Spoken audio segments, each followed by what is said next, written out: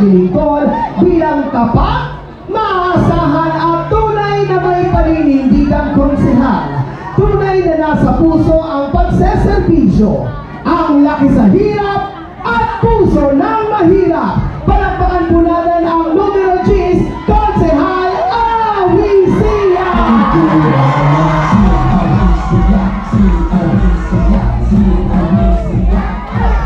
Una po, tayo Breno. Maganda mo, maganda. Babae, lalaki, tayo lahat. Una po, maraming salamat sa Diyos. At maraming salamat po sa inyong lahat.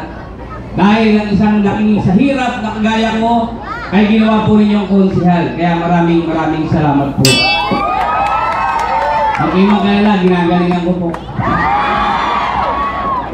Kasi kung pwede kaawin siya, bakit hindi pwede sa anak katapunin nyo? Pwede! Malay natin, darating yung oras o yung panahon na maglilingkod sa atin, ay yung anak mahirap para alam kung anong problema meron tayo.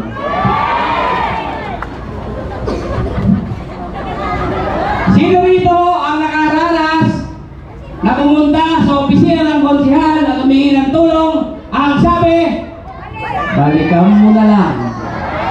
Meron ba? Marami ah. At pagbalik mo, ang sabi sa'yo, balikan mo na lang, wala pang pondo. At pagbalik mo, sinabi sa'yo, balikan mo na lang, tatawanan ka na lang. Hindi ko tatawagan nun, tatawanan. O, pagbalik mo, wala si konsehal, balikan mo na lang. Sa ikalima, sinuwerte ka, binigyan ka, isang lang. Pamasahe pa lang, wala ka na. Tama ba?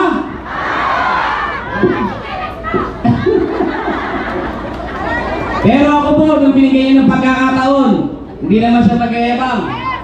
Yung anak lupang magaya ko, pagpunta mo sa opisina ko, bukas ihahatid sa bahay mo, may eleksyon man o walang eleksyon.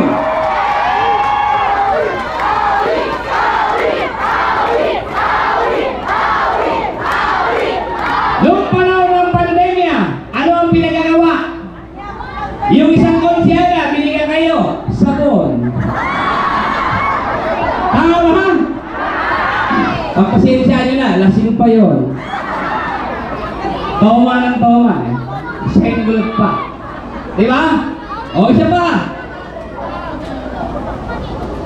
Sinisiraan nila ako. Disqualified na raw ako. Nagsisinungaling ko. Disqualified daw ako. Pinagkakalat nila. Magparantadong ko, takot. Hindi kayo nagtrabaho, mga gunggong kayo, tapos natatakot kayo sa nagtrabaho. Binigyan kayong pagkakataon ng tao, hindi nyo ginalingan. Natatakot kayo ngayon. Hindi kayo tumulong eh. Pag-anak siya nga ngayon magaling eh. Yung ninong nyo nga eh, nagtarapiling na, nagpigupit pa eh. Tama? Election eh. Di ba? O, taga-Tondo, taga-Obrero, nagkakaroon lang kayo ng talent pag-eleksyon. Tama? Tondo idol pagka may eleksyon? Bakit? Pag walang eleksyon, wala kaming talent? Kaya nga season 6 na eh, ano termino ka na eh. Kaya naman sa inyo. Tama ba? Ito matindi yung isa. Nung tumatakbo, dentista ng bayan. Nung nanalo, dentista may bayad. Pag nanloloko kayo, bayan. Pag nanalo na kayo, bayad. Ha? Kumpleto na ba? Meron pa? Meron pa? Ilan pa? Si bonding yun. Ang bonding ng konseho. Pag nanalo, tagu-taguan. Tama ba? Ang dami-dami na bonjing. Kilala niyo si Marilu. Yung ate ni Bonjing. O, bilangin natin kung ilan sa City Hall, ha? Si Marilu. Ha? Matapos si Marilo, yung kapatid sa engineering. Matapos yun dati, yung hospital dyan, yung kapatid nila, direktor. Matapos yun, yung isang kapatid nila. Lahat ng uniforme sa City Hall, siyang may kontrata. 2 polo, isang pantalon, 7,000. Sila na lang ang kumita. Tapos ngayon, si Charis Bentengo kung sino patakbuhin. Yung tomboy na yun, hindi mahawakan. Nandiyo ka pa. Di ba? Yung pamilya kanila, wala na ibang alam na anak buhay, kundi City Hall. Baka susunod City Hall, sila na may-ari. Yumaman na kayo dyan ah. Marino, mahawa ka naman. Wala na matira sa amin. Kinuha mo na lahat. Tapos papalit pa si Charis Bentengo, mag-nyaw-nyaw lang din yun. Di ba? Eh gusto nyo akong kalaban eh. Ayaw nyo ako manalo, damay-damay tayo. Ano ako lang? Idadamay ko kayo. Sasabihin natin lahat ang kabulastugan nila. Tandaan ninyo, pari obrero.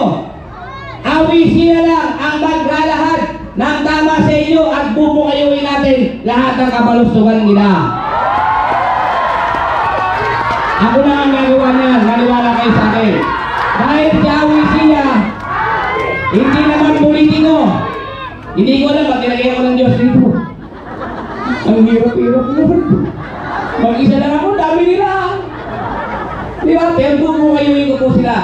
Maniwala kayo sa akin. Ito naman. Taas ang kamay na nagbabayad ng tax. Ayan na, pagbayaran, ayaw nyo na. Taas ang kamay. Maraming salamat sa mga tumaas. Sa mga hindi tumaas, huwag kayong mag-alala. Hindi lang ninyo alam, pero nagbabayad kayo ng tax. Pag bumili ka ng sigarilyo, may tax yun. Pag bumili ka sa Jollibee, may tax yun. Pag nag-grocery ka, may tax yun. Bagamat hindi ho kayo rektang nagbabayad ng tax sa gobyerno, pero lahat ng binibili ninyo ay may tax, kaya nagbabayad kayo ng tax.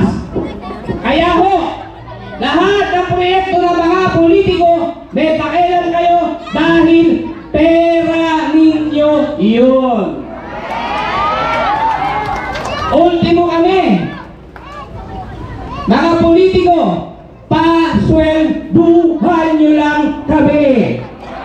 Kinukuha lahat yan sa inyong tax. Kaya kahit kapiraso, wala kayo dapat utang na loob sa amin sapagkat pera ng taong bayan yung ginagamit namin. Kaya pag lumapit kayo sa mga politiko at pinasus kayo ng staff, tampalin ng katotohanan. Paswelduhan lang namin kayo. Kaya umayos kayo dyan. Tama ba? Wala kayo ni kapirasong utang na loob sa mga politiko sapagkat lahat yan ay pera ninyo. Tayo sa? O sana lang. Sayang to. Baka maliwanagan. Yun ay mga J.O. Ha? Sa may mga J.O. dyan. Patay. Ilan lang kayo. Ang dami dito mga J.O. Sa mga may J.O. dyan, hindi namin kung pag-iisip ninyo. Habang binibigyan kayo ng J.O., nilalagyan kayo ng kadena sa leeg. Nilalagyan kayo ng busal sa bibig. Kino-control kayo. Hindi nyo tuloy mapahayag yung damdamin na nararamdaman nyo kung sinong kandidato ang gusto ninyo. Kaya pinaka-the-best, ito, usapan na lang hati-hati lang to, huwag na kayo maingay Yun yung mga J.O. dyan. Huwag ka na kayo maingay. Isoli nyo na kayo dito yan.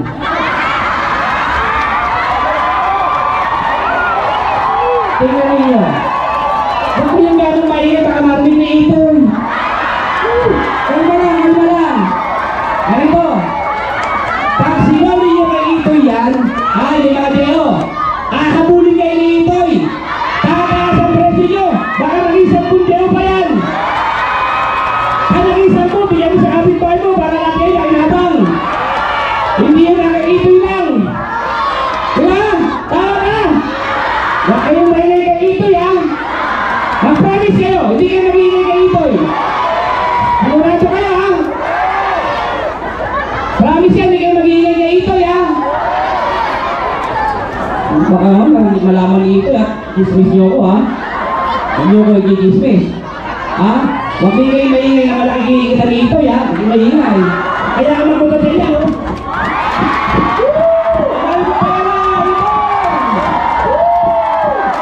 Ay, yata mo, di mo ng pera yan. Maraming salamat sa inyo, magandang gabi. Halika!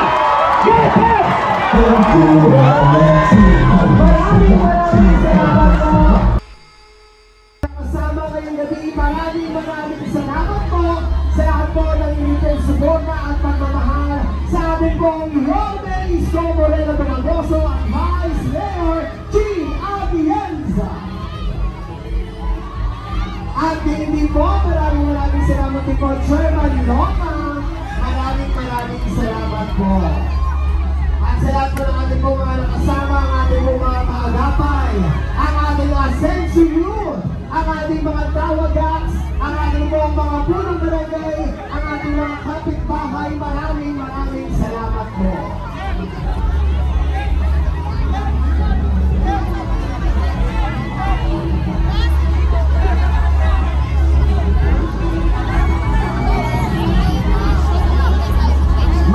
Maraming salamat din po. Actually, Youth Boss Manila.